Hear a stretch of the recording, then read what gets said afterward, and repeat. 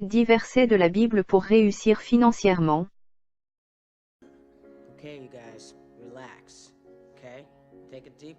Yo les amis, j'espère que vous allez bien.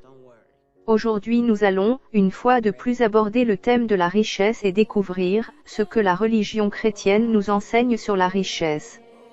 Selon la Bible, lorsque nous examinons le deuxième livre des Corinthiens au chapitre 8, verset 9, il y est écrit: Le Seigneur Jésus-Christ s'est fait pauvre alors qu'il était riche, afin que par sa pauvreté vous soyez enrichis.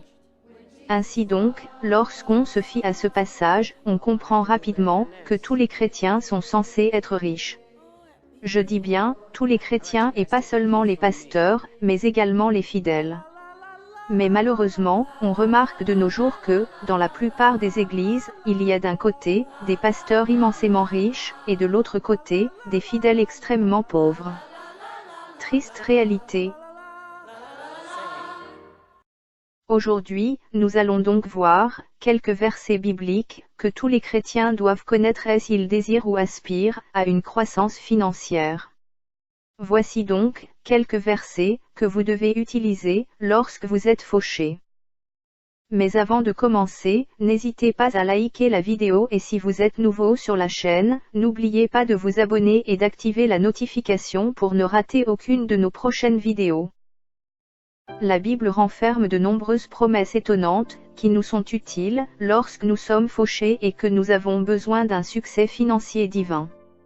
Voici 10 versets de la Bible pour les moments où nous avons besoin des bénédictions financières de Dieu.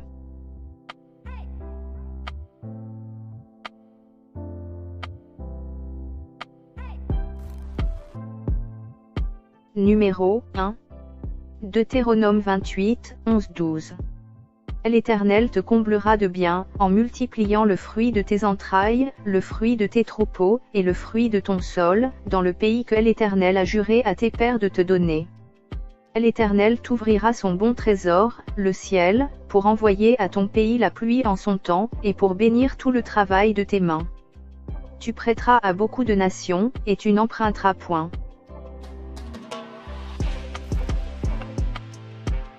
Numéro 2.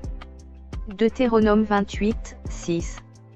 Tu seras béni à ton arrivée, et tu seras béni à ton départ.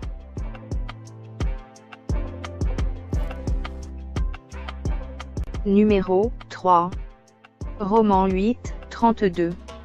Lui, qui n'a point épargné son propre Fils, mais qui l'a livré pour nous tous, comment ne nous donnera-t-il pas aussi toutes choses avec lui? Numéro 4. Proverbe 10, 22.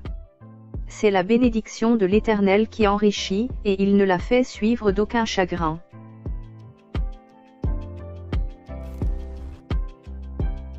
Numéro 5. Philippiens 4, 19. Et mon Dieu pourvoira à tous vos besoins, selon sa richesse, avec gloire, en Jésus-Christ.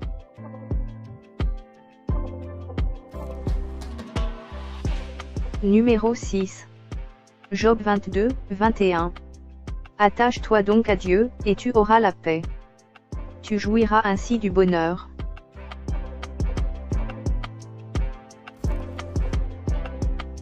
Numéro 7. 2 Corinthiens 9, 9, 11. Selon qu'il est écrit, il a fait des largesses, il a donné aux indigents. Sa justice subsiste à jamais. Celui qui fournit de la semence au semeur, et du pain pour sa nourriture, vous fournira, et vous multipliera la semence. Et il augmentera les fruits de votre justice. Vous serez de la sorte enrichis, à tous égards pour toute espèce de libéralité qui, par notre moyen, feront offrir à Dieu des actions de grâce.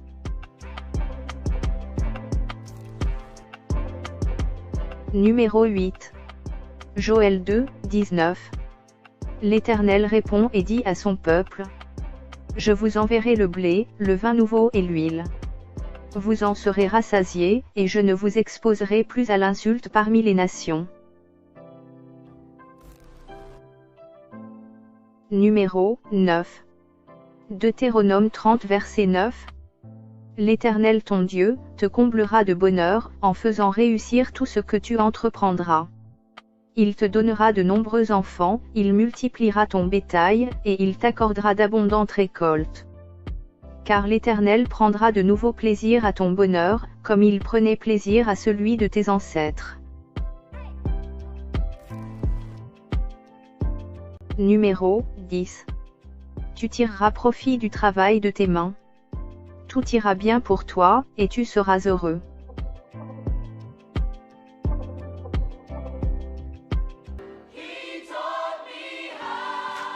Voilà les amis, nous sommes arrivés à la fin de la vidéo du jour. J'espère que vous aviez apprécié, et que ces versets vous aideront.